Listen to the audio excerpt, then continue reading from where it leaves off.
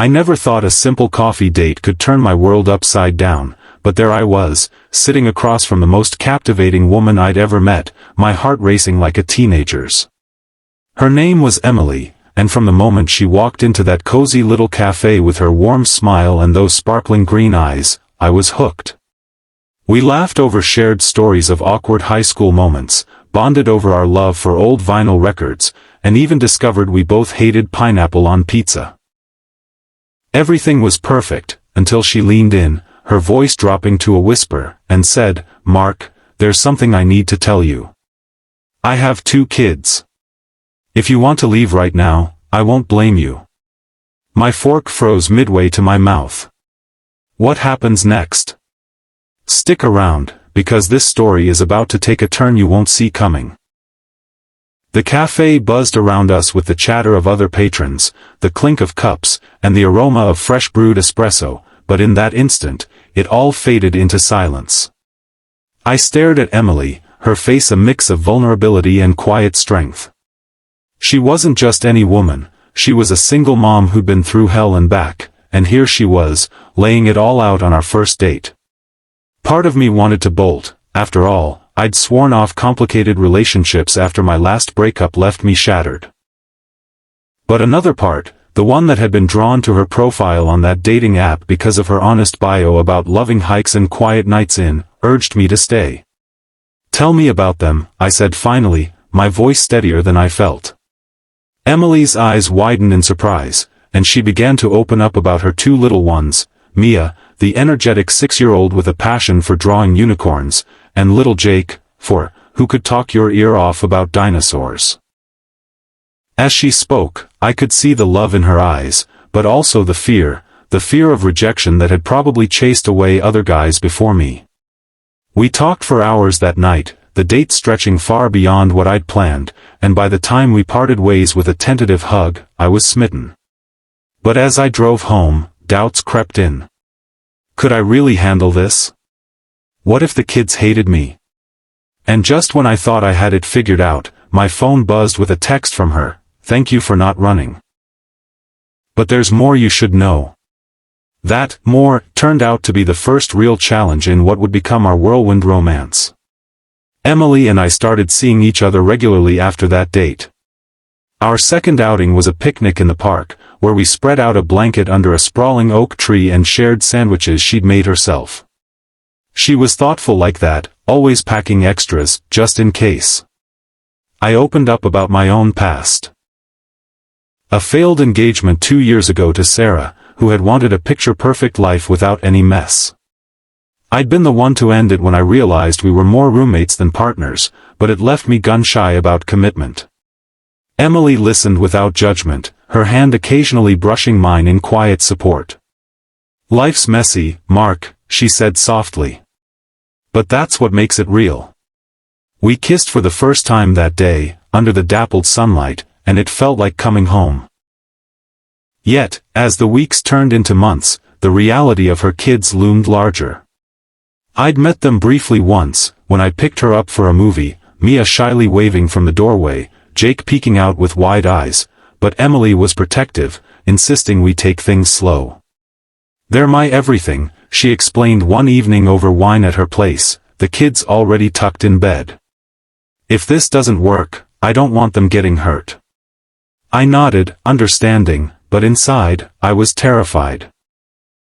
What if I wasn't cut out for this? What if my own fears of failure made me bail? And then, one rainy afternoon, Emily called me in tears, "Mark, Jake's sick. Really sick. I need to take him to the ER. Can you come?" Rushing to the hospital that day was a blur of slick roads and pounding rain, my mind racing with worst-case scenarios. When I arrived, Emily was in the waiting room, her face pale and drawn, Mia clutching her hand tightly. Jake had spiked a high fever, and the doctors were running tests for what could be anything from a virus to something more serious.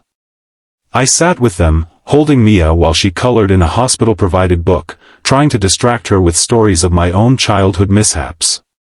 "Did you know I once broke my arm falling off a swing?" I told her, exaggerating the tale to make her giggle. Emily watched us with a mix of gratitude and exhaustion, and in that moment, I realized this wasn't just about dating her, it was about stepping into a ready-made family, with all its joys and heartaches. Hours later, the doctor emerged with good news. It was just a severe ear infection, treatable with antibiotics. We all breathed a collective sigh of relief, and as we bundled the kids into the car, Emily turned to me. "You didn't have to come," she whispered. "But you did. That means everything." That night, as we put the kids to bed, Jake mumbled a sleepy, "Thanks, Mr. Mark," and my heart swelled. But just as things seemed to settle, Emily pulled me aside in the hallway. "There's something else," she said, her voice trembling. "My ex, he's back in town. And he wants to see the kids." The revelation about her ex, David, hit like a punch to the gut. Emily and I had talked about him in vague terms before. He was the father of her children, a man who'd walked out when Jake was just a baby, chasing some dream job across the country without a backward glance. She'd raised the kids alone ever since, building a life from the ruins of their marriage. But now, after years of silence, David had resurfaced, claiming he wanted to make amends and be part of their lives again. "He's petitioning for visitation," Emily explained over coffee the next morning, her hands wrapped tightly around her mug. "I don't know what to do, Mark. Part of me thinks the kids deserve to know their dad, but another part remembers how he left us high and dry." I felt a surge of protectiveness I'd never experienced before, not just for Emily, but for Mia and Jake too. We spent the next few days navigating the emotional minefield, lawyer meetings, tense phone calls, and nights where Emily cried herself to sleep in my arms. I was there for it all, helping with bedtime routines, making dinners when she was too drained, even taking Mia to her soccer practice so Emily could have a moment to breathe. It was during one of those practices, watching Mia score her first goal and run to me with a beaming smile, that I realized I was falling in love, not just with Emily, but with this whole chaotic, beautiful package. But David wasn't backing down. He showed up unannounced one evening, flowers in hand, pleading his case on the front porch while the kids played inside. Emily handled it with grace, but I could see the toll it was taking. "What if he wins?" she asked me later, her voice breaking. "What if he disrupts everything we've built?" And just as we thought we'd hit rock bottom, a letter arrived from the court, a hearing date set for the following week. The stakes had never been higher. Preparing for the hearing was like gearing up for battle. Emily hired a family lawyer, a no-nonsense woman named Ms. Rivera, who dug into David's past, sporadic child support payments, a history of instability, and built a case emphasizing Emily's role as the stable parent. I supported from the sidelines, attending prep sessions and offering moral support. "You're amazing," I told Emily one night as we reviewed documents at the kitchen table. "You've given those kids a rock-solid foundation." She smiled weakly, but I could tell the stress was wearing her down. The kids sensed it too. Mia started having nightmares, and Jake clung to Emily more than usual. To lighten the mood, I planned a family outing, a trip to the local zoo, where we fed giraffes and laughed at the monkeys' antics. It was there, amid the animal calls and cotton candy sticks, that Mia slipped her hand into mine and said, "You're fun, Mark. Like a dad." My throat tightened. I'd never imagined myself in that role, but hearing it from her made something click. Emily overheard and later pulled me aside. "They adore you," she said. "And so do I."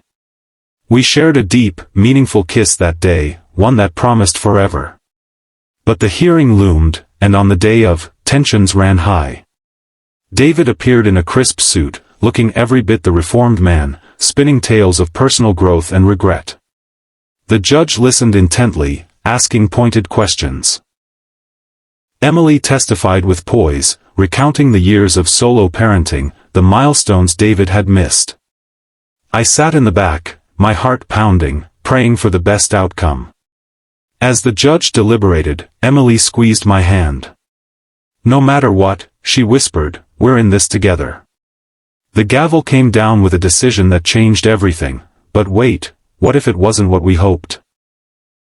The judge ruled in Emily's favor, granting David supervised visits only if he proved consistency over time, but primary custody remained with her. It was a victory, but not without its bittersweet edges. David slunk out of the courtroom, defeated, and Emily collapsed into my arms with tears of relief. "It's over," she sobbed. "We can move forward." In the weeks that followed, life began to normalize. David attended a couple of visits under supervision, but his interest waned quickly, just as Emily had feared. The kids adjusted, with Mia asking occasional questions about the other dad, which we answered honestly but gently. Through it all, my bond with them deepened. I taught Jake how to ride a bike, cheering as he wobbled down the driveway, and helped Mia with her school project on volcanoes, complete with a baking soda eruption that left the kitchen a mess but everyone laughing. Emily and I grew closer too, our relationship evolving from tentative dates to a true partnership. We faced smaller challenges along the way, like my work demanding long hours, leaving Emily to handle evenings alone, or the time Jake accidentally broke my favorite coffee mug, testing my patience. But we communicated, compromised, and came out stronger. One evening, as we sat on the porch watching the sunset, Emily turned to me. "I was so scared that night on our first date," she admitted. "Scared you'd see me as damaged goods." I pulled her close. "You're not damaged, you're incredible. And those kids? They're the bonus I never knew I needed." It was then I knew I wanted to make this permanent. Proposing to Emily was the most nerve-wracking thing I'd ever done, but I planned it meticulously. I took her back to that same cafe where it all began, the place of our fateful first date. The kids were in on it, staying with her sister for the night. As we sat at our old table, reminiscing, I dropped to one knee. "Emily, from the moment you told me about Mia and Jake, I could have walked away. But staying was the best decision of my life. Will you marry me?" Tears streamed down her face as she said yes, and we celebrated with the same desserts we'd shared that first night. The wedding was small and intimate, in a garden blooming with spring flowers, with Mia as the flower girl and Jake proudly carrying the rings. Vows were exchanged under a canopy of lights, promising to love not just each other, but the family we'd become. Life after that wasn't perfect. There were arguments over chores, stressful parent-teacher conferences, and the occasional ex-drama flare-up, but we tackled them as a team. I adopted the kids legally a year later, and hearing them call me Dad for the first time was a moment I'll cherish forever. Looking back, that first date revelation wasn't a deal-breaker. It was the start of something extraordinary. It taught me that love isn't about finding someone flawless. It's about embracing the beautiful mess of real life, kids and all. And so, if you're watching this and you've ever hesitated to take a chance on love because of fears or complications, remember, sometimes the things that scare us most lead to the greatest joys. Our story is proof that blended families can thrive, that vulnerability opens doors, and that true connection is worth every challenge. If this tale touched your heart, hit that like button and subscribe to the channel for more inspiring stories like this one.